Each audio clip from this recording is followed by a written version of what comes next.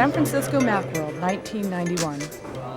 Another user group breakfast event hosted by Apple's User Group Connection. On January 12th, user group members gathered early to network, exchange newsletters, and discuss issues concerning all. Just showed up in Patriots. Man, they're running over the rabbit. They pulled it and they had to stop using the commercial. But everyone loved it. Don't blow up a mask. That's funny. Back in, we've been up in 100 degrees. You know, there's people that live in Fort Wayne that don't know where Leo, Indiana is. You got the whole thing. Man, right. Oh, okay.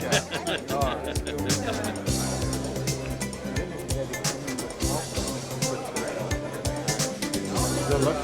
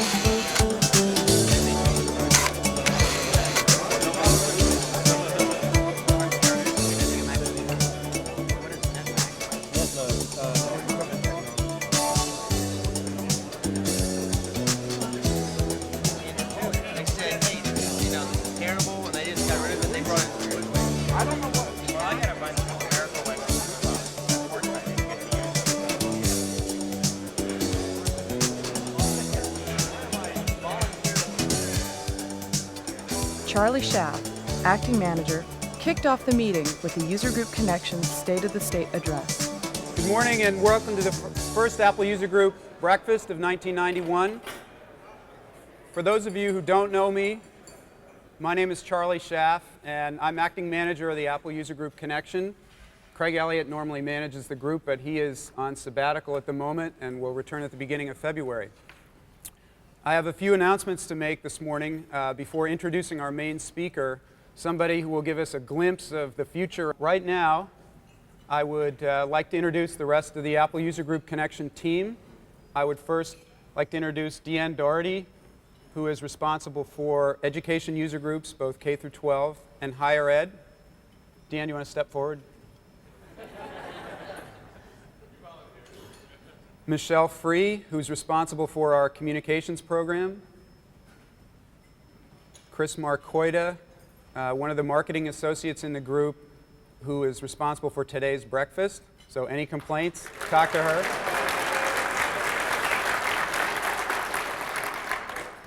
Rye Livingston works with our community user groups, who still make up the majority of the user group population. Carmela Zamora, the other marketing associate in the group. And I would also like to introduce Terry Lonier, who some of you know as past president of the Hudson Valley Mac User Group. She's been working with us in Cupertino the last couple of months to help us keep our head above water while two members of the group have been on sabbatical. I want to update you now just very briefly on a couple of changes to Apple User Group programs. The first is AppleLink. As many of you know, the AppleLink Management Group, those of you who have AppleLink subscriptions, introduced new pricing in October. And for many groups told us that the rates were simply too high and they couldn't afford to continue to use AppleLink at those prices. So we adjusted the prices effective December 1st. The new rate is $9.60 per hour of Connect time, and that's true for both non-prime time and prime time. We hope that'll be a workable solution. Also, last fall, we introduced a new system software licensing agreement for Apple user groups. Under the new arrangement, there is no fee to license system software for your group. The new agreement also allows you to distribute system software electronically, via bulletin board over a network, and that'll be particularly handy when System 7 does get released. This year's Apple User Group Advisory Council will take place in July from the 14th to the 17th in San Jose, and we are in the early planning stages of that council, and we'll give you more information on that as things progress. We also hope later on this summer or early fall to put on a national Apple TV broadcast specifically for the Apple User Group community, and if things go well, that'll take place either in early July or early September, and we'll be getting you more information on that as well. Finally, we have 2 new editions of Just Add Water, Apple's guidebook for starting and sustaining an Apple User Group. Many of you contributed to both of these new editions, and we just want to say thank you very much for all the contributions. We literally would not have been able to produce 2 new editions without your contributions. Both new editions are liberally sprinkled with testimonials from user group leaders. One is designed specifically for user groups in corporations and government agencies. The other edition is for user groups based in communities and in educational settings. Keynote speaker David Nagel, Vice President of Apple Computer's Advanced Technology Group, spoke about future trends in computers and technology. Well, it's really nice to be with you this morning. I judge from the amount of material that we have on the tables that we aren't quite at the era of the paperless user group yet. But I'm hopeful that in 5 years when we get together again, you'll all be bringing in your notebook computers, and all this stuff will just start appearing.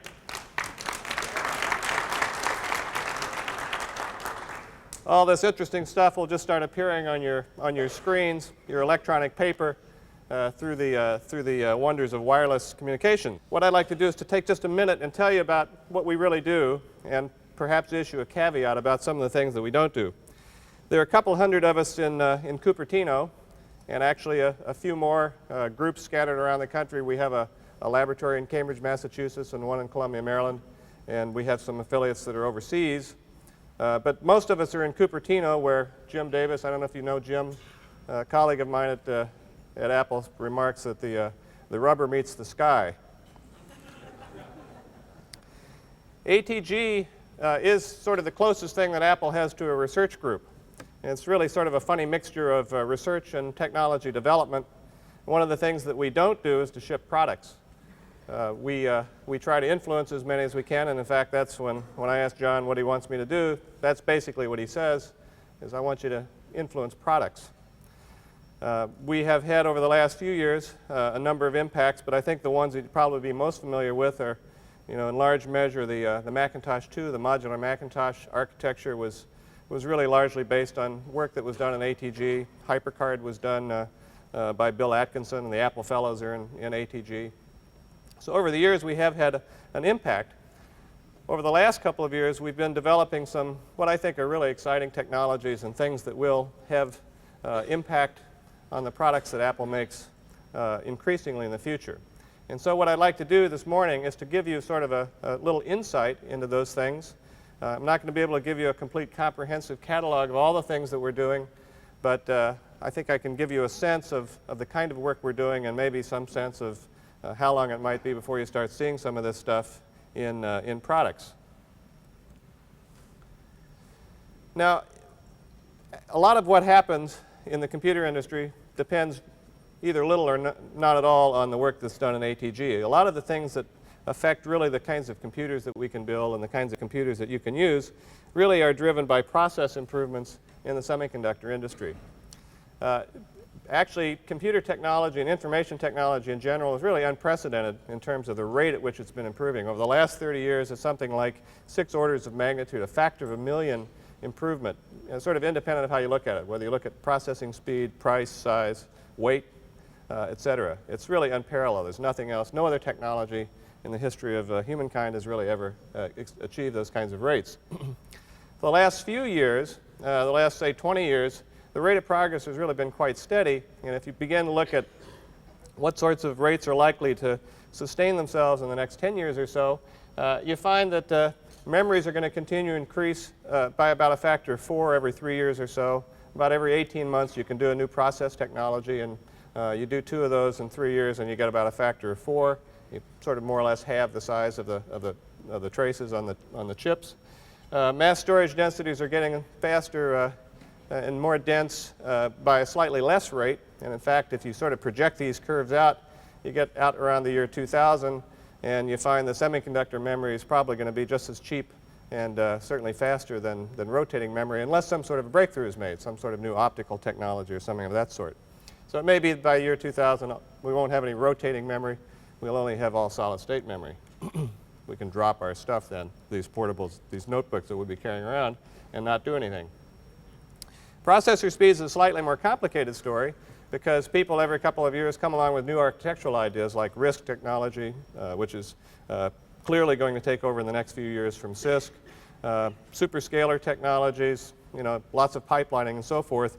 But again, if you sort of aggregate all those things and ignore the details, you find that processing speeds are going up and probably will continue to go up about 70% a year. Now, if you really look at what these things start where we are today and project for 10 years, you come up with some quite astonishing projections. And again, I think these are actually conservative rather than optimistic. The PC in the year 2000 will probably have on a processor, a single processor. In fact, it'll probably have several, but certainly one processor that's capable of something on the order of 1 billion operations a second, which is effectively faster than today's fastest, practically speaking, fastest supercomputer. We'll probably have a gigabyte of local memory, maybe a factor of 10 more than that of mass storage, whether solid state or rotating. And perhaps the most important thing, we'll have connections that allow us to transmit data, probably via wired paths at least, in the order of a gigabit, 1 billion bits a second range. National networks that have those sorts of speed capabilities are being developed and will be deployed in the next few years. The next big step, of course, is to get all that stuff into our homes so that you don't have to be at the University of Illinois to use these things. But I think in 10 years, that's perhaps the greatest uncertainty is in the prediction about networks, but probably in 10 years you'll have speeds, at least some of us will have speeds routinely in that range. Now, of course, the question that immediately comes to mind is what the hell would you do with it? How fast can you do a spreadsheet? How many memos do you need to do an hour, et cetera, in the case of myself? How will you use all the power?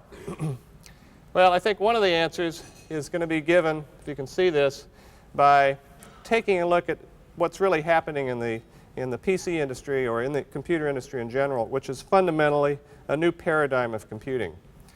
These things are always sort of hard to detect, at least the boundaries. But it's pretty clear that in going from the 1970s and the 1980s, that we went from a paradigm of computing which really emphasized big mainframes, everybody trooping down to the computer center to use them, and being dependent on a lot of experts to help you do your computing, to the era of the 1980s, which I like to think of as best characterized by the Macintosh, in which basically you're free to compute pretty much wherever you want on your desktop. You don't need a lot of experts. You can do a lot of this yourself. And there's a certain style of computing and a certain interaction of computing, which is, again, I think, was really defined by the Macintosh. When it first came out in the mid-'80s, early to mid-'80s, basically it was viewed and actually characterized by some of our detractors as a toy. All those detractors now, of course, use these toys routinely and are falling over one another to build them, looking as much like ours as they possibly can. Again, I think in 5 years we'll realize that sometime around now, maybe the next year or two, that we will really be entering another era of computing that'll be characterizable by another shift in this sort of paradigm of how we do computing. I think we'll even be more free. We'll be able to do our computing spontaneously because most of our computing devices, the ones that you and I will use, will be completely portable. They will probably have wireless connections. And again, perhaps most importantly, and here's at least one area where I agree with Bill Gates, the character of the applications we use will be much more the character of information access and knowledge access, and much less sort of characterized by a rich visual, experience. That'll be part of it, but the real thing that will characterize and be interesting intellectually is we'll have access through some sort of a fairly universal network, whether mediated by the telecommunications industry or something else. We will be connected with one another, and we'll be connected with knowledge, and we'll be connected with information, and that's really going to be the thing that really sets it apart from the era that we're in today. So a lot more mobility, wireless, and informational sorts of applications.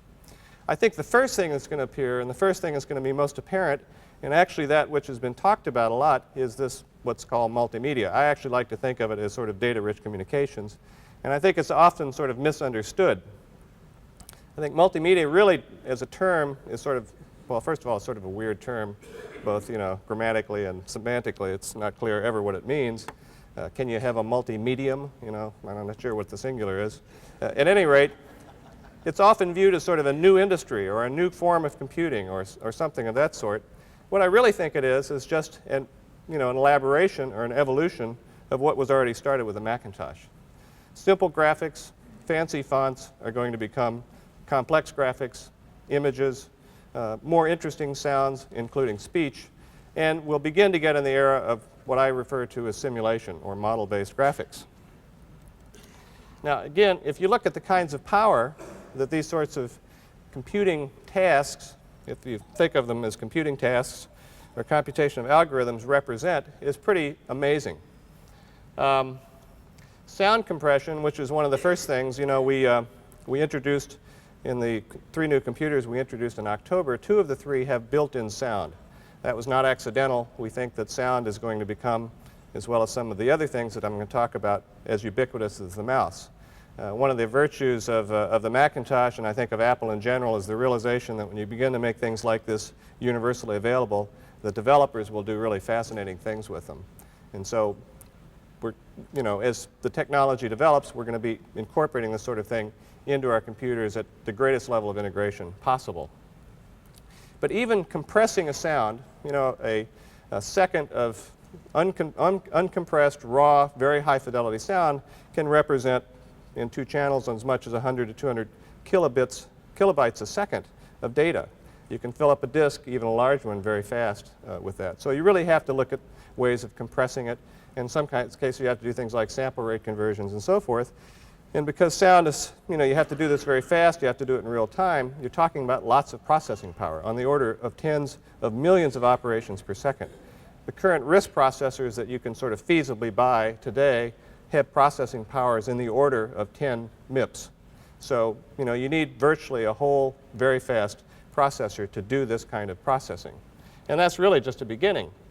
If you talk about complex sound processing, you want to simulate the acoustics of the inside of this room. If you'd like to make, which you could, the physics is quite well known. You could make algorithms that would allow you to, simulate the inside of any concert hall you'd like to be in, and then you can play your instrument and imagine that you were Jascha Heifetz or whoever you'd like to imagine yourself being, and put yourself right where you'd like to be. Well, you can do those sorts of things, but it takes a lot of processing power, maybe hundreds of MIPS of processing power.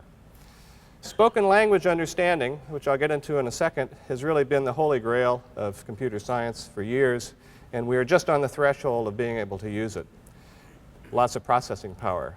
Probably 10 MIPS to do the most rudimentary digit recognition, to literally hundreds of MIPS, maybe into the thousands or billions of operations a second. We could use all of this PC to do really complex spoken language understanding. Video compression, a full rate video stream represents something like 100 megabits of information coming at you every second. If you want to do something interesting with it, you have to be able to process in the multiples of hundreds of mega operations a second. Photorealism and simulation and graphics are basically endless sinks for processing power, particular simulation. Every time you give the physicists more energy to do their colliders, they want more energy, and they invent some new theories about why they need a factor of 10 improvement. Well, computational scientists, which I was once, have exactly the same disease, and the more you give them, the more complicated they imagine the universe to be, and they start, trying to model a universe instead of just modeling the cell. And so basically the requirements are more or less infinite. So if you actually look, from the perspective of the user of what we're going to do with all this power that we'll have, and in fact we'll have more than just a very fast central processor, even though it's capable of 1 billion operations a second or on that order. We'll probably have lots of individual processors that even produce more power for specialized sorts of applications like graphics, sound, and so forth. So basically one way of looking at all this is the user will consume all the power. A lot of this will just go into making the user experience a natural one, and one more like the experience that you have when you interact with another person as opposed to interact with a computer. And one of the things that I like to think is that it will make it even easier to use and therefore will engender even a much larger population of users. It won't be like using a computer anymore. Now, the Macintosh has really, I think, been successful for a variety of reasons, but one of the major ones certainly is the ease of use and the quality of the interface and the quality of the overall user experience with plug and play and some of the other things which we work very hard on doing. It's pretty clear when you begin to look in the details at some of these new technologies that we got to invent some new principles, and for incorporating all this kind of power into the user experience in such a way that people will have the same kinds of intuitions, in fact ideally even easier and better intuitions about what to do with it than they do today. I would say something like half of the work in ATG in one fashion or another is focused on trying to understand how to make all of this complexity simple for the user. I talked a little bit about sound. The first thing I think that you have to do to make sound useful is to basically make it universal. By putting sound input into our new lowest priced, two of our lower priced computers, we are really encouraging developers to develop applications that will make use of that. The next step is to add text to speech, which is really, in one sense, the ultimate compression. You can get the highest ratio, certainly, of that. But here, the whole job is to develop speech from text. You just give a text string, and natural-sounding speech comes out. So you have to have models for prosody, the intonation. You really have to have some understanding of what the characters mean before you can make something that's very natural-sounding. So this is a fairly difficult task. We have a technology today which is used called Macintosh, which wasn't bad when it was first brought out, but which is getting pretty ragged at this point. Finally, the spoken language understanding is really, again, the holy grail. For many years, people worked very hard on speech recognition. And about 3 years ago, there was sort of I don't know if it was a watershed, but for me it was, I think, a new understanding on the part of two parties who had really never worked together on this problem. The sort of electrical engineers, the guys that do the classification algorithms, and the linguists, the people that develop models of language. They began talking. First of all, they have a lot of trouble talking together. They use quite different languages themselves. I went to a conference recently and gave a talk on language processing. And there were these two groups. The engineers were on one side of the room and the linguists were on the other side of the room. And even though they go to these meetings, all the time, they still are quite segregated. Nonetheless, they've begun getting together. And the interesting thing is that by tackling a harder problem, the understanding of spoken language, they're actually making faster progress than either of them had done alone. If you think about the problem of recognizing and understanding words in a sentence, you realize that because of constraints of language, at each point in the sentence, not all words are equally possible. Some points in the sentence it's appropriate to have a noun, others an adverb, etc. And by having a language model and some expectation of what words occur, basically the classification guys have an easier job to do. The difficulty of speech is well, there's many difficulties, but this is one of them. How to recognize speech and how to wreck a nice speech are very close in sound and, of course, very different in meaning. Speech recognition systems, or more appropriately speech understanding systems, have to do this disambiguation in the same way that you do, by context. Obviously, in this case, the second one is much more likely. Now, the graphics experience is really moving away from sort of simple two-dimensional graphics to photorealistic three-dimensional graphics. And although I think photorealism will enable lots of new applications, and I'll give you a couple of examples, simulation-based graphics, that is, graphics which have some sort of a behavioral model in them, will really turn out to be the thing that turns everything on its head. We will have new educational applications. We will have new visualization applications. And basically, these kinds of systems will be used to enable us to understand the world around us to a degree that we've never been able to do before. Again, as I mentioned, video is very demanding. Dynamic, a single stream of video represents, on the order of 100 megabits a second coming at you. And since it's a dynamic data type, you really can't afford to take breaks and pauses and so forth. It has to flow. Sound is even less tolerant to any kind of asynchronous processing.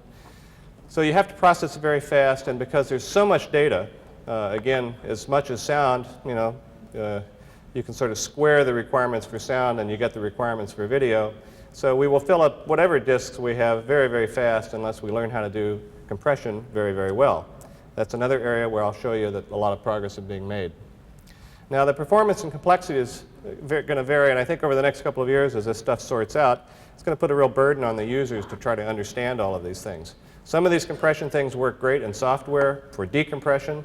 Some of them are very highly unsymmetrical. It takes a lot more processing power to compress than decompress. And so there's going to be a lot of confusion. But I think eventually what will happen in the next couple of years is some sort of standards are going to sort out, and people will flock toward them, converge toward them. That's beginning to happen now. And some of the complexity that is apparent right now in the literature and in the technology will probably begin to go away. Desktop publication will become dynamic. That is, we'll have, as you'll see, not only paper, but we'll have video clips and sound and so forth in the paper. And in fact, this is one of the things that will be great when we have these portable computers, these notebooks that we carry around with us, because it'll be just like having electronic paper. Designers, whether they're mechanical, architectural, or others, don't think in two dimensions. And so when you use current design programs, you always have to do this sort of mental transform from 3D to 2D and back and forth, and it's just not very natural. When we get 3D in effect built in and interesting ways and useful ways of interacting with it at the user level, I think you're going to see a whole new category of design applications that are going to really be exciting, including design of clothing and things of that sort. Communication, to me, in fact, is the most exciting of all.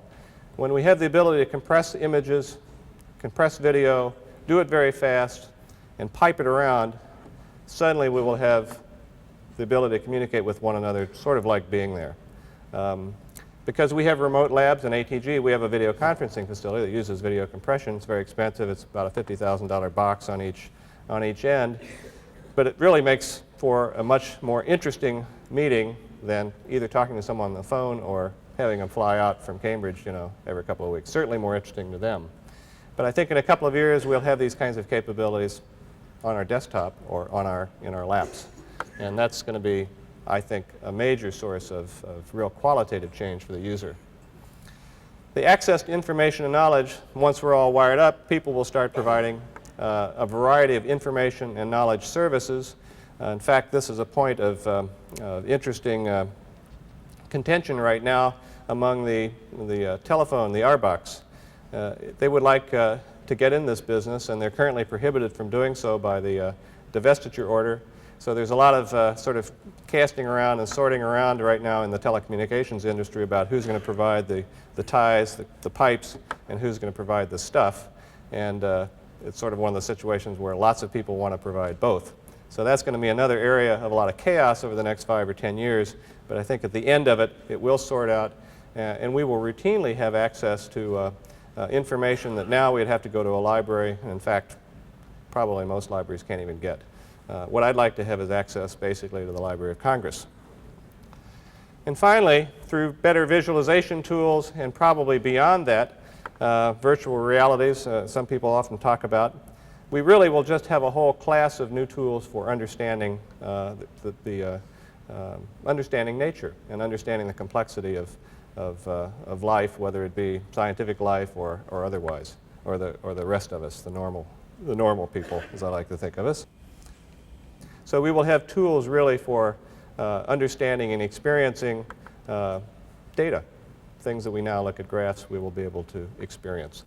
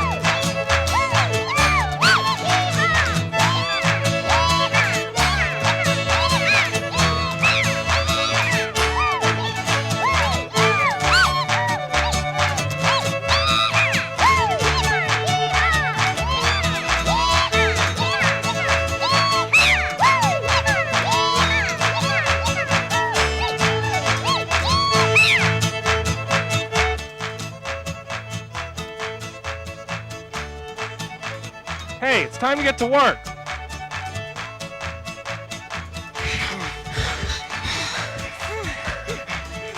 Come on, guys. Stand still. Sorry.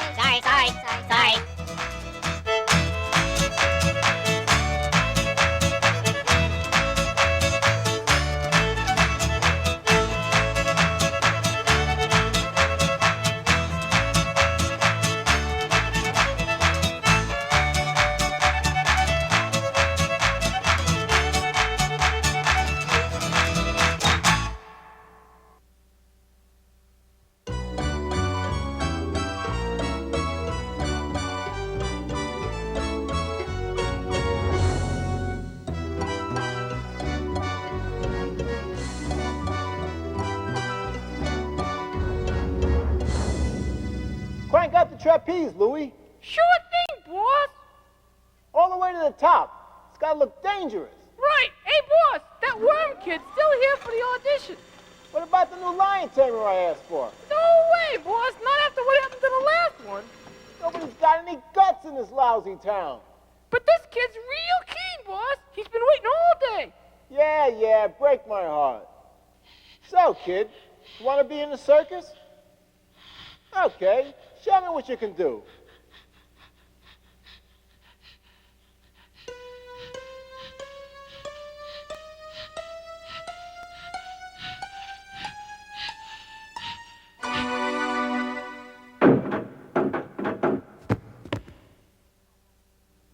Sorry, you're just not what we're looking for.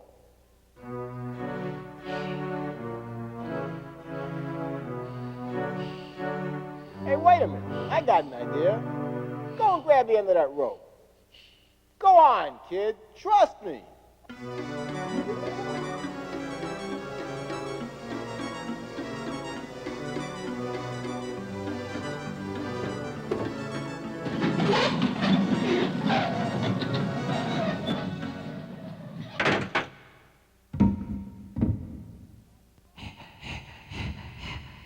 Try to roll with it when you land.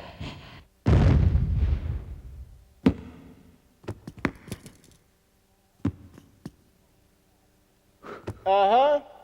Nice try. But it's not really you. Okay, I got it this time. How do you feel about heights? Come on, kid, it's a cinch. No bones to break, right? Okay, Louie. Pull!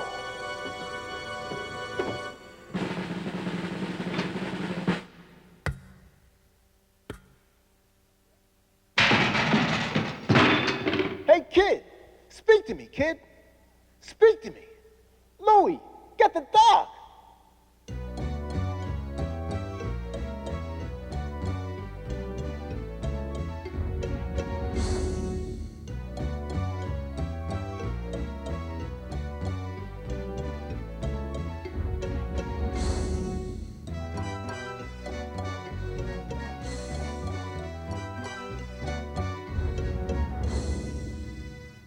You got guts, kid. My circus can use a worm like you.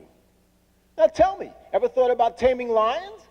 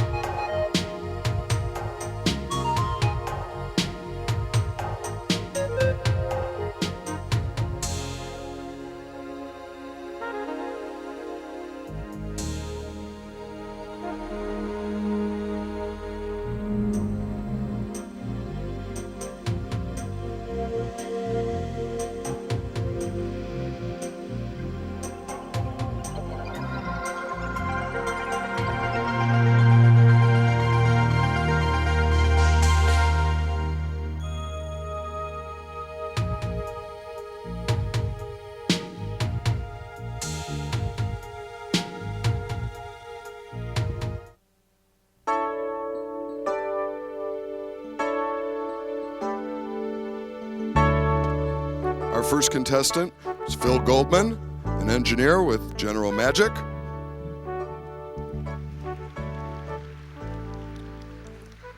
Our second contestant, Alon Rossman, VP Sales and Marketing for C-Cube. And our last contestant, Scott Canaster, a writer.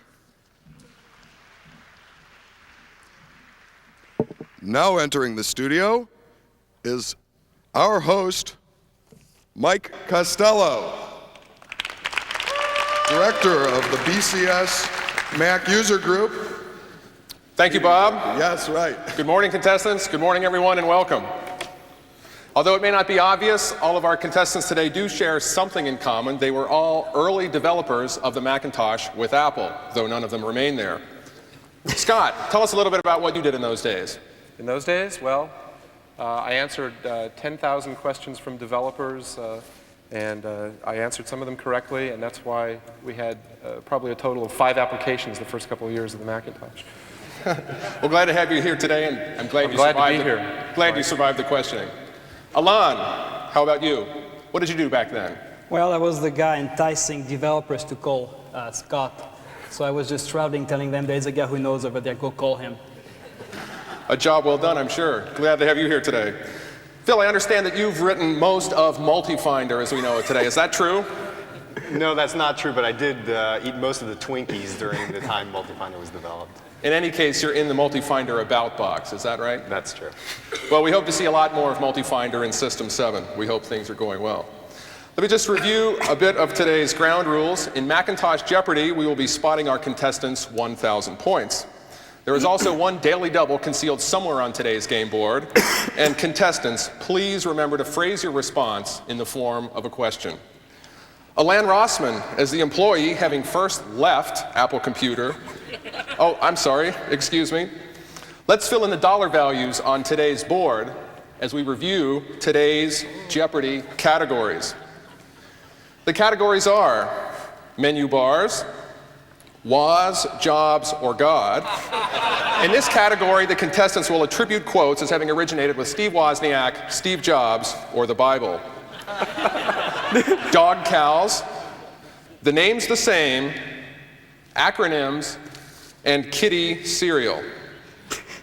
Alon, and now back to you. As the employee having first left Apple, it is up to you to start today's game. Please select. Was, jobs, or God for 100? For 100, the answer, I'm the only one around here who understands about manufacturing and operations. Alon. Scott. Scott. You can have it. Who was Steve Jobs? Jobs is correct for 100. Please go again. I'll take was, jobs, and God for 200. For 200, the answer, I never started out trying to pursue money. I just wanted to design a computer. Alon. Who was Was? Was is correct for 200. You're in control of the board. Was, jobs, or God for 300? For 300, the answer, people don't buy hardware. They buy software and then drag along a piece of software with it. Scott. Who was Jobs? Jobs is correct. Scott, please select.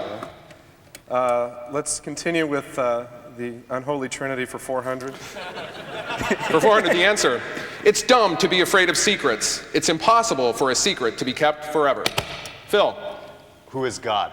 God is correct for 400. The quotation is taken from Matthew chapter 10, verse 26. Good work. Well, why don't we finish off the category? Finishing off the category for 500, the answer, the only way you can measure happiness in life is by the number of smiles per day. Phil.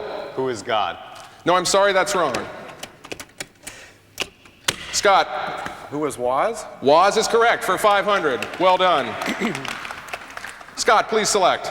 Okay, let's try kitty cereal for 100. Kitty cereal for 100, the answer, they're magically delicious. Let's try that. Scott.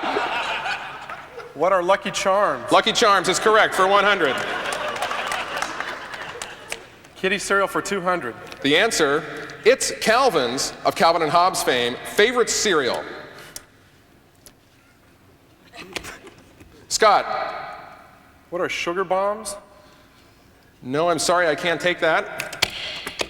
Phil? What are frosted sugar bombs? No, I'm sorry, I can't take that either. Any tries, Alain? The correct question, what is chocolate frosted sugar bombs? We need the correct answer. Scott, you remain in control of the board. Please select. Yeah, let's try, since we did so well with that, let's go for Kitty cereal for 300. For 300, I have a kid. Due to rising health concerns, the makers of Sugar Smacks changed the word sugar in its name to this. Phil? What is super? No, I'm sorry. Scott or Alain? Scott? What is golden? No, I'm sorry. Alain? Any tries? Alain? What is 7.0? I'm sorry, 7.0 is also correct. The correct question. What is honey? Honey Smacks. Honey Smacks. Scott, you're still in control of the board. Kitty cereal for 400. For 400, the answer. According to cereal box collectors, this cereal is destined to become highly valuable. It's the only kids cereal sold in an all-black box.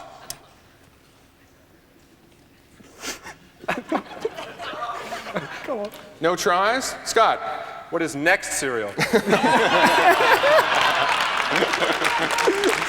A very good answer, but I can't take that, I'm sorry. Phil or Alain, any tries? What is Batman cereal? Batman cereal comes in an all-black box. Scott, you are still our last correct questioner. Please select. How about dog cows for 100? Dog cows, first time in the category for 100, the answer. It's the dog cow's only known utterance. Scott. What is move? Correct for 100. What is moof? Well done. Please select. I can't stand it. Kitty cereal for 500. Closing out that category, of Trix, Captain Crunch, or Flintstone cereal, it's the only one whose animated commercials feature the voice talents of Dawes Butler. Phil. What is Captain Crunch? Captain Crunch is correct for 500. Good job. Phil, you're in control of the board. Let's go back to dog cows for 200. For 200, the answer. The dog cow made its first appearance as a symbol in this Apple font. Scott. What is Chicago? No, I'm sorry. Phil or Alain? What is Alain. What is New York? No, I'm sorry. That is also incorrect. Phil. What is San Francisco?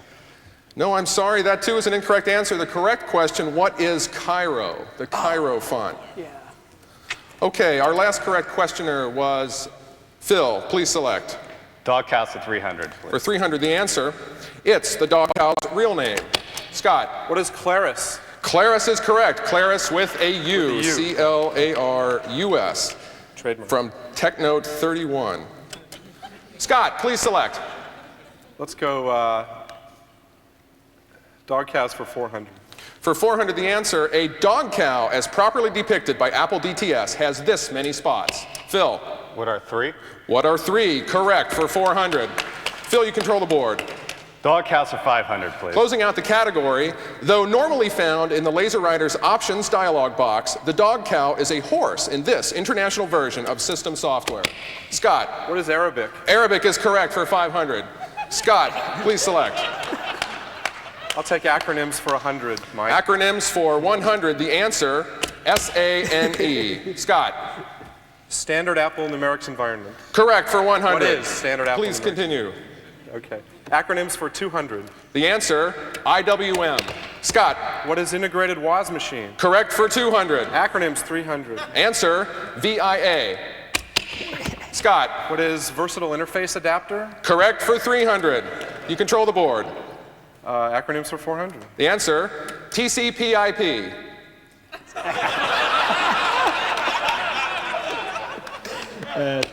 Phil. What is Transmit Control Protocol Internet Protocol? That is correct for 400. Phil, well done. You now control the board. Well, let's go acronyms for 500. Closing out the category, BBU.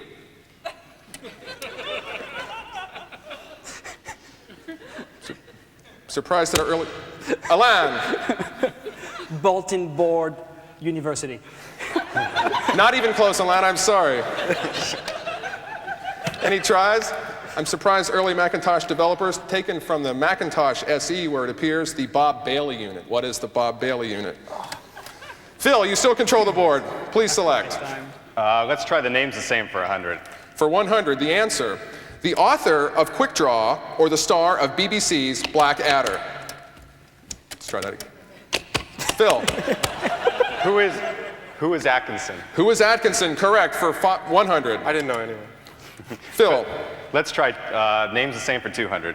The answer, a chief operating officer of Apple or a superstar country and western artist. Scott. Who is Yoakum? Yoakum is correct for Del Yoakum or Dwight Yoakam. Correct for 200. Scott, you control the board. Name's the same for 300. The answer, a computer visionary and Apple fellow or a purveyor of cosmetics. Phil. Who is Kay? Kay is correct for Alan Kay or Mary Kay. Correct for 300. Phil. Let's try names the same for 400. The answer, a best-selling hypercard book author or a co-star of TV's Roseanne. Phil. Who is Goodman? Goodman is correct. Danny Goodman with the hypercard book or John Goodman, Roseanne's husband. Phil, please go again. Let's try the names the same for 500. Answer. Pioneer Mac telecommunications program. Oops, I'm sorry. The Daily Double. $1,000. Go for it. Phil, you will be playing the Daily Double alone. As you know, you may wager anything between 0 and your current score, which is 2,300. You will be playing alone for the Daily Double. What will you bet? I'd like to try 1,000.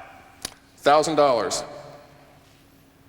The answer, Pioneer Mac telecommunications programmer of the present day or Pioneer telecommunications user of the 1800s.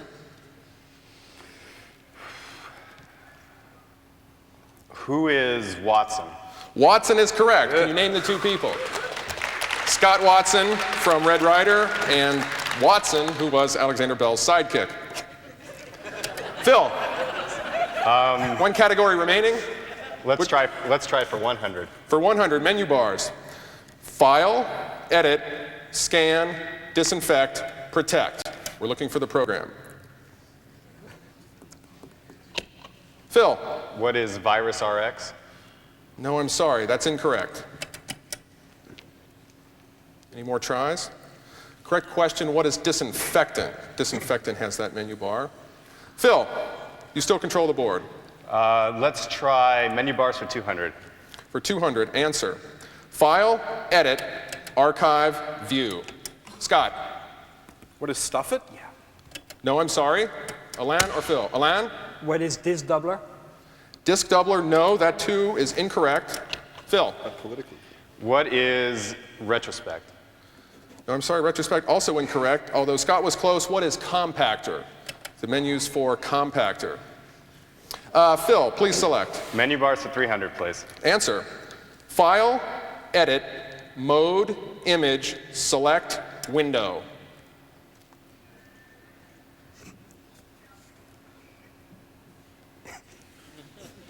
No tries. Correct question, an acclaimed new program. What is Adobe Photoshop? Photoshop. Phil, please select. Let's try menu bars for 400, please. Answer. File, edit, service, local, customize.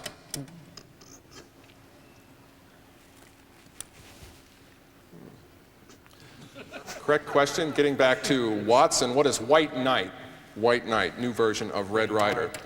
The last clue on today's board for 500 in the menu bars category, answer, file, edit, services, messages, libraries, conference, special. Phil. What is CompuServe Navigator? CompuServe Navigator is correct for 500. Well done. Let's give them a hand.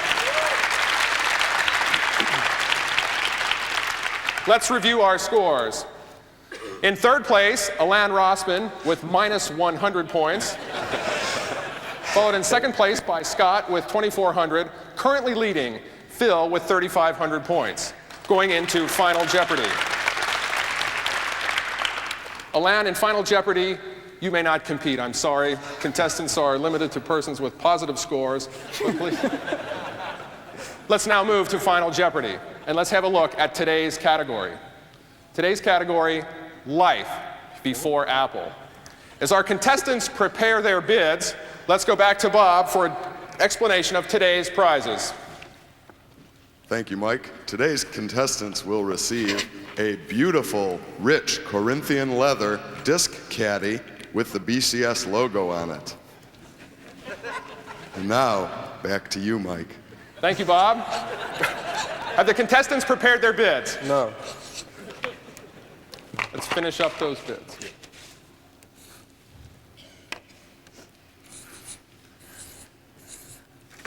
Scott, are you set? All done. Let's go for the final Jeopardy clue. While working at Atari, Jobs got Wozniak to design the implementation of this legendary arcade game. Good luck.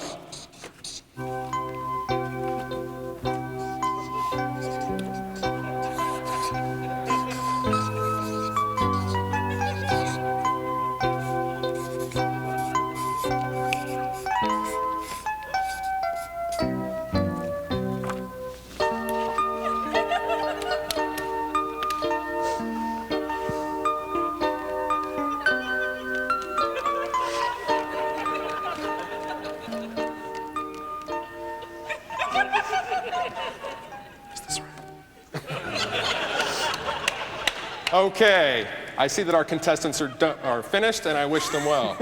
Scott, currently in second place with 2,400 points. Let's check your final Jeopardy answer. What is breakout?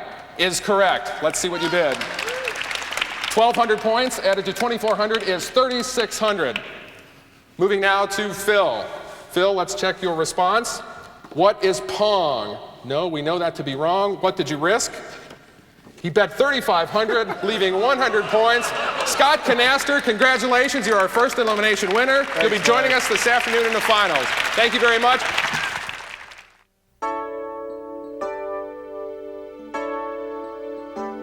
The contact base that MacIS has, they seem to be able to reach all levels of the industry, and the industry is interested in what MacIS has to say. No, I think it's more powerful to have a large group of people saying, yeah, I have the same problem, Apple, what can we do about it? We intend to interact further with the contacts we've made here. Let our technical people deal with their technical people to see how we can overcome the obstacles jointly. For me, the meat of MacIS is the opportunity to have some influence with the companies that are strategically important to our success and be able to help shape that.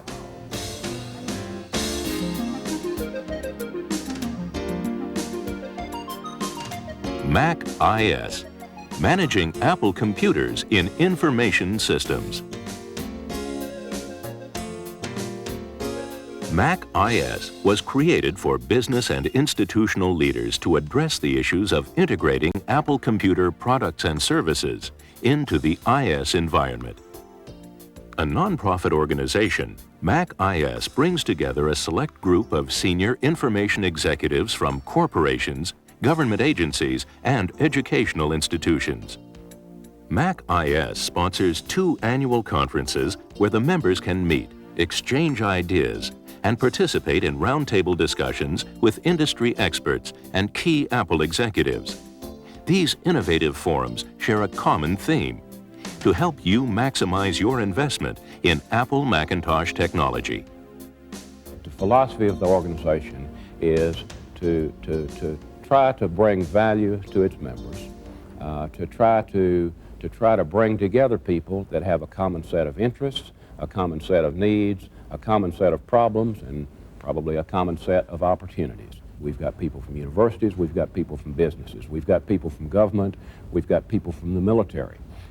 We've got people that have big complex networks, we've got people that have less complex networks. We don't have any really small organizations because everybody that's a member has at least 100 Macintoshes. Membership in MacIS offers many benefits to you and your organization. By attracting industry leaders to its conferences, MacIS members have a unique opportunity to learn about new products, innovations, and emerging technologies. In the world of information systems, knowledge of trends and directions can give you and your enterprise a competitive edge. There's so much going on at Apple in terms of new products, new technologies, and things that we'd like to get your feedback on it, so make sure we're going down the right path from a customer standpoint. I think that's very important. You know, we've got a big investment in Macintosh at Arco, Alaska, and it's important to us to know that that investment is going to continue to be a good one. In fact, we just got through talking with John Scully a minute ago, and he was very positive about what they do with the feedback. I really want to get your feedback and your input. If you feel that you have some ideas or you have some problems that are not getting addressed through the normal mechanisms, and you feel that some information that I need to know so I can better do my job, please link me at Motown.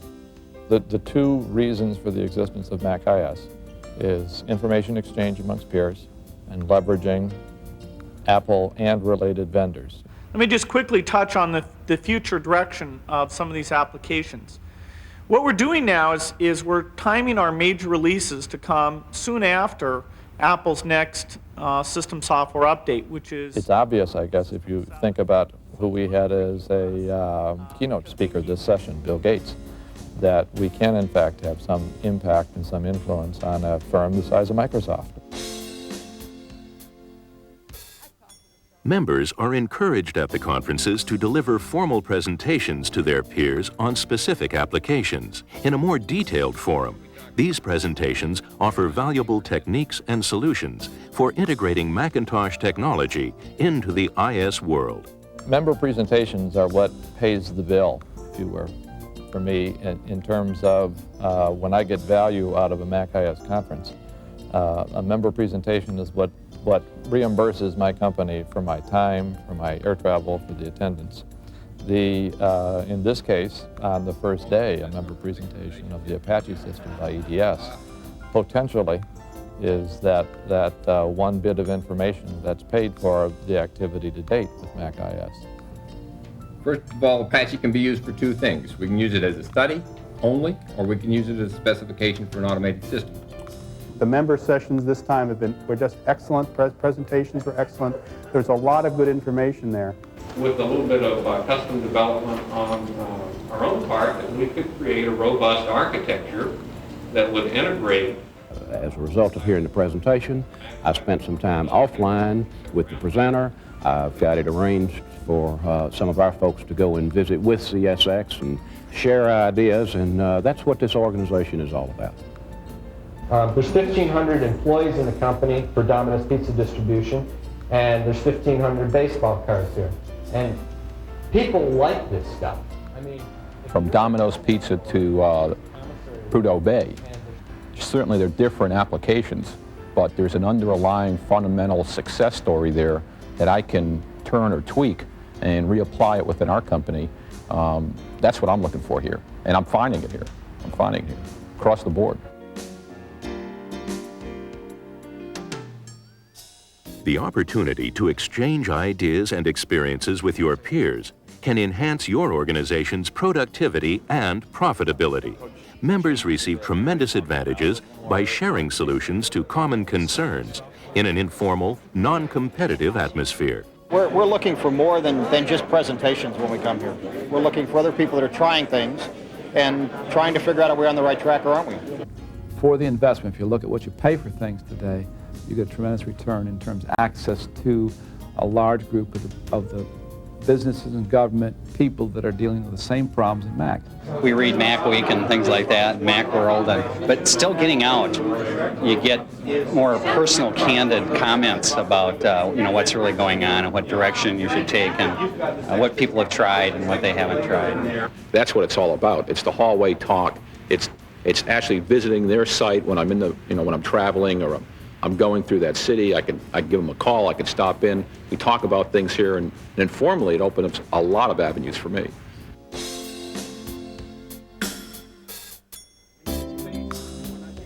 From surveys to face-to-face discussions, the members of MacIS have the opportunity to affect the future direction of Apple. Formalized sessions offer a platform to discuss the priorities and products that will help Apple respond to the dynamic IS environment. Everybody's looking to get their job done the best way they can, and this forum presents that combined, united force that Apple has to listen, everybody has to listen. People are not here on a witch hunt. People are here because they want to see Apple succeed, as I do. But on the other hand, we have to make sure that they understand where we're coming from in terms of the arena that we have to play in our own organizations. Somebody needs to step up at Apple and say, if you're using our solution set, even if it may not be our problem, if you need help, give us a call, and we'll make sure that people get together and work it out. The feedback, although at times confrontational and at times emotional, is all very valid. It's probably the best kind of marketing input that Apple can get. Apple's response back to it, if it's a quality response, I think, will be reflected in what sells in the marketplace.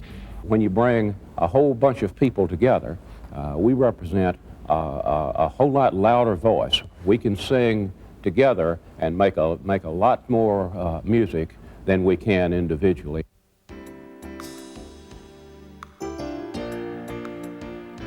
Each conference presents Apple with a prioritized list of issues. The list addresses the critical areas of communication and networks, support and service, operating software, CPUs and peripherals. The quarterly magazine Mac Issues, as well as the membership's bulletin board on AppleLink, report the progress of the feedback issues and Apple's formal response.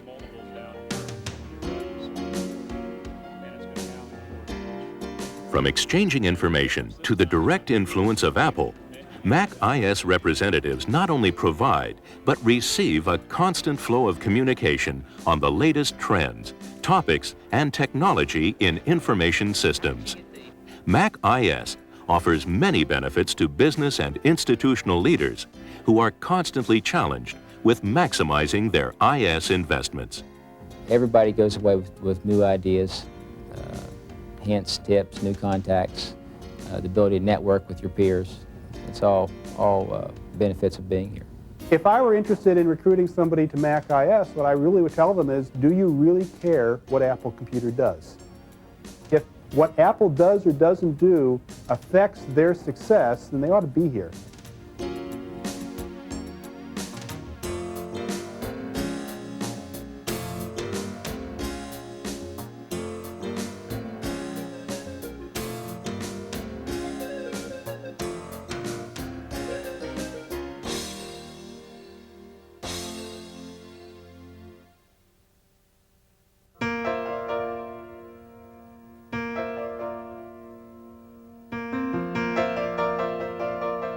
Apple's competitors have spent lots of time over the past few years deciding how a personal computer should look. Now, after years of engineering, it looks like they've reached a conclusion. They've decided it should look like a Macintosh. A lot of people in the press say that spells doom for Apple. But generally, these are the same people who predict the doom of Apple every year. The only thing that changes is the competitor. A year ago, it was Next. Before that, OS 2. Before that, IBM's PC Junior. But even though our competitors may imitate the way Macintosh looks, they can't come close to the way it works. Today, we'll compare Microsoft Windows running on an IBM PS2 Model 70 with a Macintosh 2CI to show you that Macintosh really is the best personal computer because it's the only personal computer with a unified architecture. And Apple is the only computer company that designs and builds all the fundamental parts of its system. As we'll see, that gives Macintosh big advantages in 4 key areas: ease of use, applications, networking, and future growth path. And these are advantages that Windows can't match, because where all the parts of the Macintosh, hardware, system software, peripherals, and interface, fit together as a unified whole, Windows has been added on top of DOS, which was never designed to support it in the first place. Once that point is clear, it's easy to help customers look past the surface of Windows and show them how deep the advantages of Macintosh really are.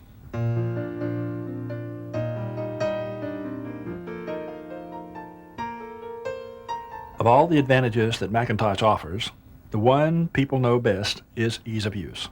That's what Windows is supposed to bring to the DOS-based world. But real ease of use can't be bolted on to an old-style PC. It has to be built in from the chips up, the way it's been built into the Macintosh from the very beginning, and the way every Macintosh user experiences it from the moment they open the Macintosh box. When it comes to setting up a Macintosh, for instance, all the user has to do is plug in a few cables. Software is already installed on the hard disk, so all the user does is plug in the power cord, hook up the monitor, attach the keyboard and mouse, hit the on button, and they're welcome to a happy Macintosh that's ready to run. With a PC, plugging in the components is just the beginning, because users also have to format the hard disk, install the system software. Pretty complex task for somebody who's new to computers. After that, DOS will need to know what kind of components are hooked up to the system. And this is something the Macintosh understands automatically. Then, it's time to set up Windows. In the time it takes to complete these procedures and get one PS2 up and running, 30 Macintosh systems could be unpacked and configured. Or, people who haven't worked with computers before could spend that time taking a tour of the Macintosh to learn all the basic skills they need. That kind of helpful tutorial is something you won't find with DOS or with Windows. And it's as easy to expand a Macintosh system as it is to set it up in the first place.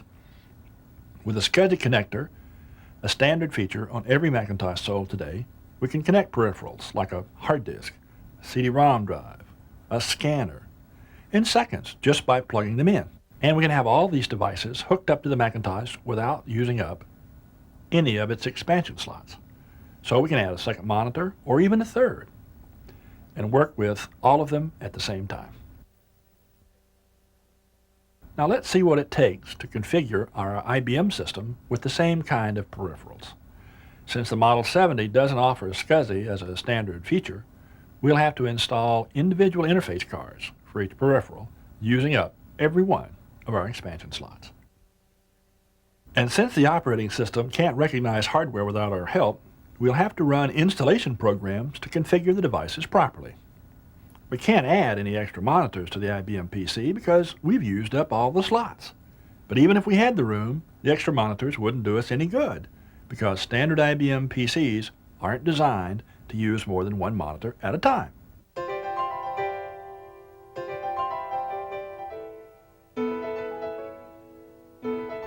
We've seen that Macintosh has big advantages because of the way the hardware and software work together. But what if you ignore the hardware and just look at what the software can do? Some people say Windows matches the software features of Macintosh, but it just isn't so. The first thing to notice about Windows is that it has created two different panes, excuse the pun, Program Manager and File Manager. This combination of two applications is supposed to approximate the environment found in the Macintosh desktop. Program Manager is used to start your applications, and File Manager is used to move, copy, and delete files on the hard disk. But unfortunately, File Manager and Program Manager are both built on top of DOS, so they don't talk to each other. If we make a change in one, the other program may not notice. For instance, suppose we want to move our word processor from the directory called Windows in File Manager into the directory called Process. Moving the application files is easy enough. But then, when we go into Program Manager and double-click on the icon to launch the application, Windows gives us an error message. That's because Program Manager doesn't keep track of changes we made in File Manager. So when you click on the icon in Program Manager, it looks for the program in its old location. Now, if this sounds confusing to you, imagine what it's like for a computer novice. To correct the problem, we have to use the Properties menu in Program Manager and type in the new DOS path name for the program. A simple change that would have been handled automatically on Macintosh throws Windows users back into DOS. In fact, Windows has to work with almost all of the traditional DOS limitations because it's been built on top of DOS. So, where Macintosh gives you the freedom to call your files and folders whatever you like, Windows can only accept DOS file names with 8 characters or less, which forces you to create your own version of computer code. Where Macintosh lets you arrange your icons any way you want, File Manager icons are locked into the DOS directory tree. This prevents you from arranging them in the way that suits you best.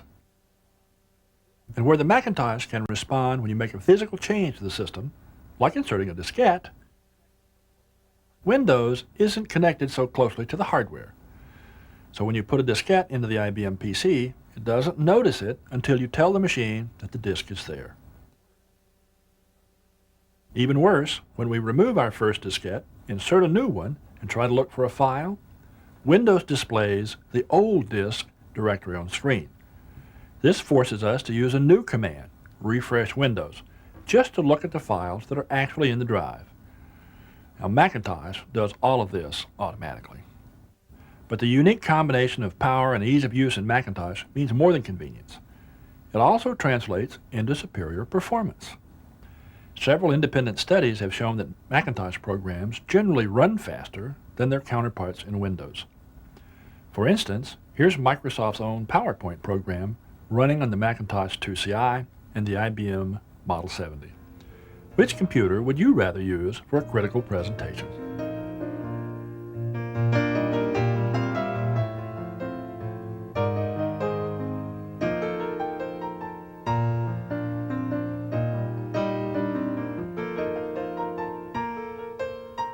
If your customers are still having a tough time telling the difference between Macintosh and Windows, introduce them to a few applications. Show them what a world of difference there really is. Because not only does Macintosh offer more applications than all other graphical environments combined, including Windows, Presentation Manager, New Wave, OSF's Motif, Sun's Open Look, and Next, it also provides consistency across all those applications. So once you learn your first Macintosh application, you'll be well on your way to learning them all. Consistency on the Macintosh is really the reason why the Macintosh is so easy to use. In terms of running one application and then moving on to another application, moving between the application and the Finder. And the reason why applications are consistent is because we've built in the basic user interface functions into the ROM of the Macintosh. That's true from the original Macintosh introduced in 1984. Every Macintosh has these facilities built in. Every Macintosh comes with these facilities. And so every application on the Macintosh ever written uses these facilities in the same way. That means that applications look the same, they feel the same, they all operate in the same way. No other environment has provided this consistent level of functionality built into the computer, and so no set of applications on any other platform performs with this same kind of consistency. Of course, Windows is supposed to introduce consistency to the DOS-based world, but let's see if that really happens. In fact, even with Microsoft's own applications designed specifically for Windows, there are inconsistencies that could easily confuse users. For instance, selecting a word and pressing the backspace key executes a delete command in PowerPoint for Windows, but in Word for Windows, moves the cursor to the beginning of the word. And in Excel for Windows, it moves the cursor back one space, which poses the question, if Microsoft doesn't make Windows applications consistent, what chance is there that anybody else ever will?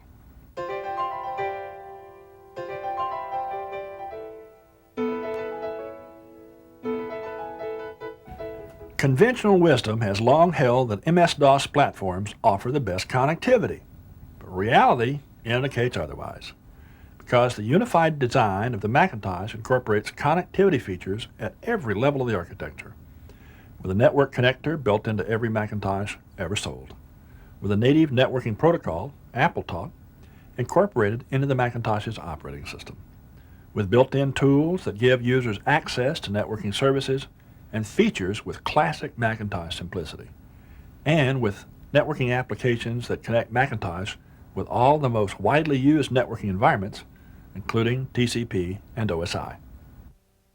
But the important thing about networking in Macintosh is not just the connections we make, but the easy way we make those connections. For instance, in a small network, Macintosh users can share a laser printer simply by plugging their machines together. There's no other installation involved. In a larger business, Macintosh users can cut and paste information from other kinds of computers, even mainframes, mini-computers, in a completely Macintosh way. Now compare this networking strategy with the Model 70 at the high end of the IBM line, which ships without any networking capabilities. You need to add an interface card to attach to the physical media your network is, the network you're sitting on. Once you've done that, you need to install the appropriate client utilities, and when you're ready to access your network resource, you need to know the network path to it. So you need to kind of give your computer directions how to navigate to these network resources you're trying to access. With Macintosh, of course, none of these tasks is necessary because the networking port is already built in and because AppleTalk identifies new networking resources automatically. So when you plug in a new printer or file server, it appears in the Macintosh instantly. And since AppleTalk is compatible with both Ethernet and token ring cables, we can increase transmission speed without sacrificing simplicity. What's more, AppleTalk networks can communicate with networks from other vendors like IBM and Digital. So we're committed to working with existing standards for the networking environment. We support different lower level protocols for accessing network resources, for connecting to certain media types, but we also provide enhancements on top of that. The way we view our Macintosh way of accessing network resources is a little bit different from other companies' view towards accessing network resources. We want network resources to operate in a consistent, intuitive manner. We want network data or data out on the network, things people are trying to access, to operate in a very similar fashion to the way data on your local device will operate.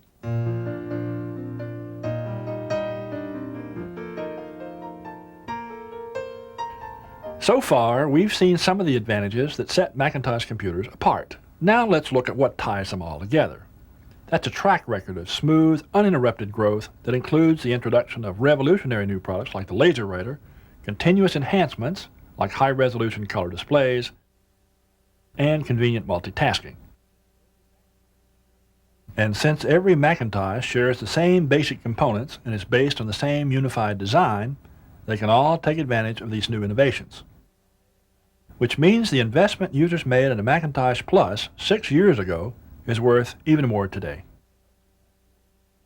And since the most advanced Macintosh can still run applications created 6 years ago, the investment users made in information is safe as well.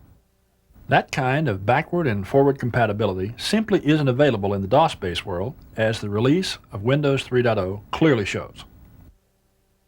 An independent research organization, IDC, has estimated that Windows 3 won't run on 75% of the DOS machines in use today. And of the machines that can run Windows, more than half, these are 802.86 machines with less than 2 megabytes of memory or limited graphics capabilities, will do so with very slow performance. That's a good point to drive home and a great way to highlight the cost of doing business with IBM PCs.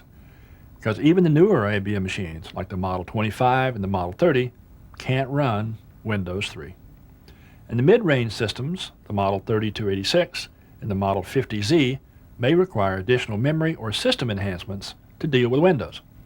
And even if your hardware can run Windows, you'll still need to buy new applications or upgrades to take advantage of all of its new features. That's an upgrade investment that PC Week magazine estimates at $3,700 per machine. And when users have completed the upgrade to Windows, they'll have another upheaval to look forward to. This is because IBM and Microsoft have both stated that OS/2, not Windows, is the operating system of the 90s, which faces today's PC users with a troubling dilemma. Should they commit to DOS, or Windows, or OS/2? And if they guess wrong, what happens then?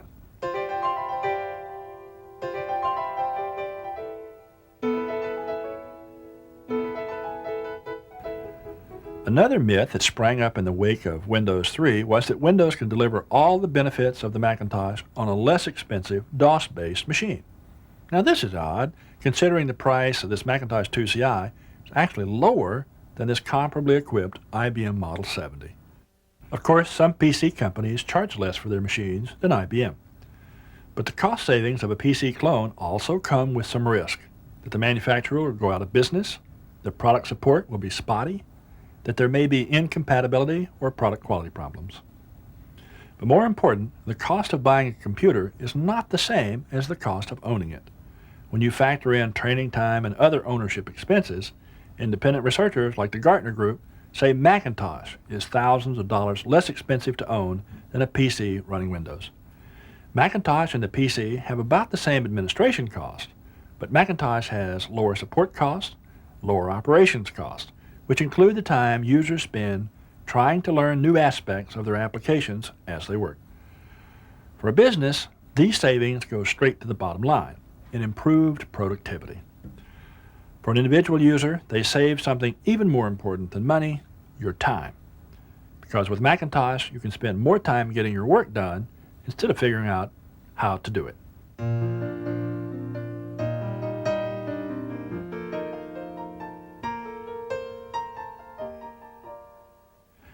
Whenever you're comparing Macintosh against PCs, it's important to remember that Apple designed Macintosh as a complete system, not a patchwork of separate components that were retrofitted together. Because Apple understands the importance of the graphical interface, every Macintosh comes bundled with a mouse and operating system. Whereas with most DOS machines, the interface and the mouse are add-ons. You have to buy them separately. Because Apple understands how important it is to share information, most Macintosh computers sold today come with SuperDrive, a disk drive that can read and write to Macintosh, DOS, OS/2, even Apple II disk.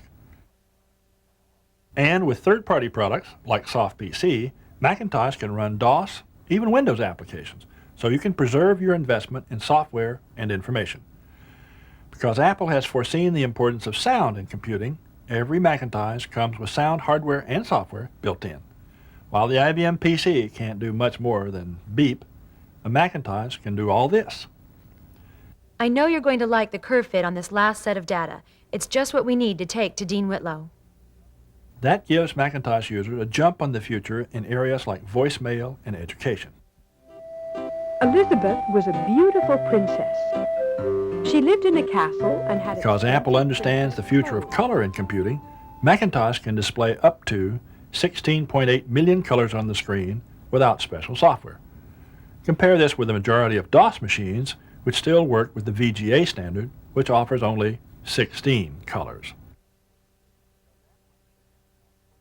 Because Apple understands how important it is to put people in control of the computing environment, we developed HyperCard, the first application to give users real programming power. And we ship it free with every Macintosh, as opposed to the Windows environment, which can only offer Toolbook, a slower and more complex program that comes with a suggested price of $395, and, according to reviewers, requires a faster 386 processor to perform acceptably. You need to have a 25 megahertz 386 machine. You got to have a lot of RAM. You got to have a big hard disk. It's going to cost you a fair amount of money to get into this thing to make a usable configuration of your PC. Now that's true for Windows also, so this shouldn't be a surprise. We think Toolbook, because of its speed issues, because of the modality interface, because of some of its limited capabilities for doing report generation and printing, is going to tend to inhibit people after the first blush. Like a lot of products, Toolbook is going to have a honeymoon. It's clearly the best thing that's been seen in the DOS world for a long time. On the other hand, we think after the honeymoon's over, people are going to wake up and realize that Apple really does have a superior solution in many ways because Apple has a superior philosophy of design for its products. As you can see, when you put Macintosh and Windows side by side, it doesn't take long to show the advantages of the Macintosh unified architecture. Greater ease of use, more consistent applications, built-in networking, and a smooth, uninterrupted growth path. The real question is, what do these advantages mean? It's simple: more satisfied customers. That's what an independent research organization, Diagnostic Research Incorporated, found out when they interviewed MIS managers and individuals who have used Macintosh, DOS, and Windows. The MIS managers rated Macintosh higher both in user productivity and in ease of use, while users rated Macintosh higher for ease of use and as a source of satisfaction in their jobs. When asked how satisfied they were with their computers overall, managers and users both gave Macintosh the highest rating. When it came time to recommend purchase of a particular system, both MIS managers and users did what came naturally. They gave Macintosh the strongest recommendation. That may be the most powerful Apple advantage of all, because when it comes to demonstrating the real power of Macintosh, satisfied customers are the most persuasive evidence we have.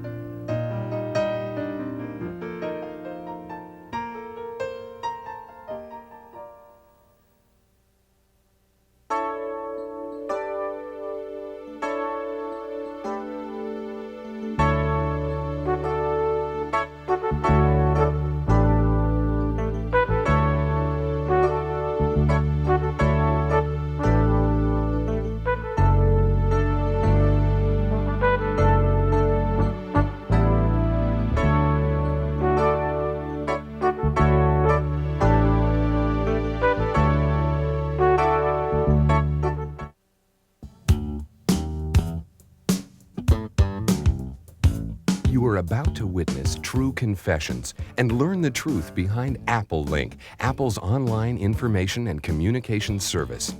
Everything you will hear is, at least in part, true.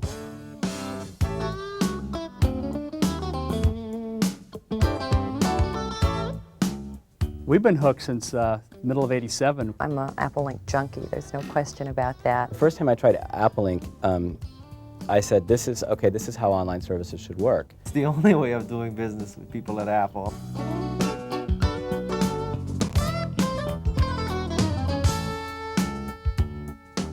AppleLink changes everyone who uses it. And now, AppleLink has changed. The new version helps you find information more easily. Similar information is grouped together. For example, all Apple support information is located in a single bulletin board. Once you've logged on to the new version of AppleLink, your life will never be the same.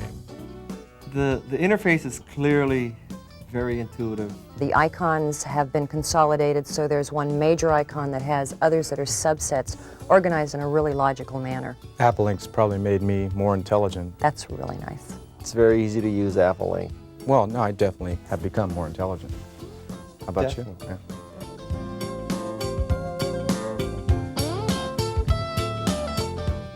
The new version of AppleLink offers new tools to help you search through information.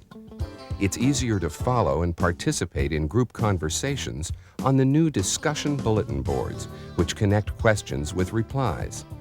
The Pathfinder searches for document titles on bulletin boards and shows you the path to those documents.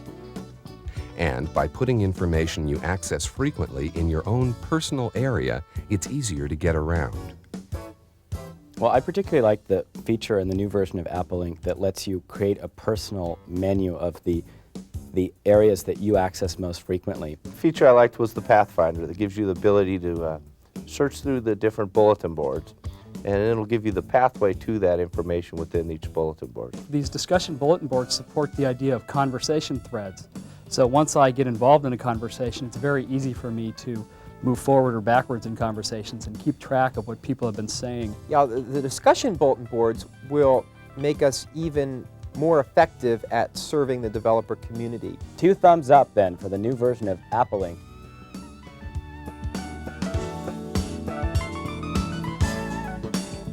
The many email enhancements in the new version of AppleLink will make you more efficient. For example, you can choose how to display mail in your in-basket. Sorting by address, date, or subject lets you organize your mail the way that suits your needs best. View or hide the address lists on memos you receive. Indicate priority senders, those whose memos you want to read first. Import and export names into your address book easily. Together, all the email enhancements help you manage your mail even better than before.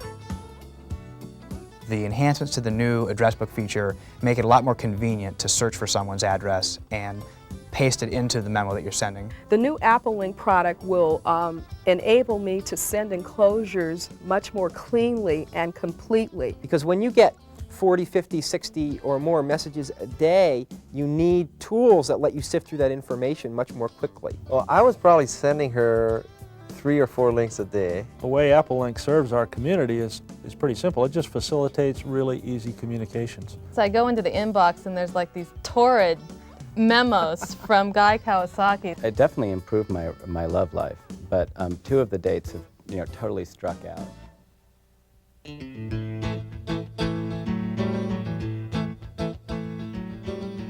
AppleLink reaches more people than ever before. Not only Apple employees, but more than 40,000 users worldwide. Not only can I contact my national account representative at Apple, but I can contact third-party vendors, international contacts, other SRI employees that have AppleLink. So I communicate with a lot of folks within Apple. I also communicate with universities across the country, people who do what I do. We have more people outside of Apple today on AppleLink than we have within the company. AppleLink actually enabled me to communicate with a woman in Guadalajara who had actually found a picture of Elvis and Priscilla. I didn't get one from Elvis, but I got one from Tom Smothers the other day, and it was hysterical. I have this severe trauma associated with this because the Graceland bulletin board icon, I think it's sort of like Brigadoon. It only shows up once every 100 years, and I was lucky. AppleLink is powerful, but can it reach Elvis? Only time will tell. And there was Elvis, there was the Colonel, Priscilla.